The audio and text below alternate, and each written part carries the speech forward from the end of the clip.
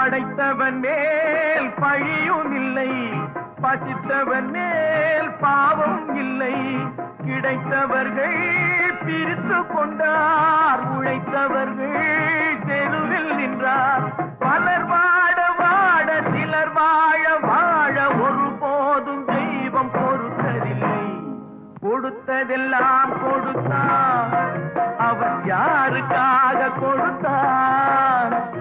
ஒருத்தருக்கா கொடுத்தான், இல்லை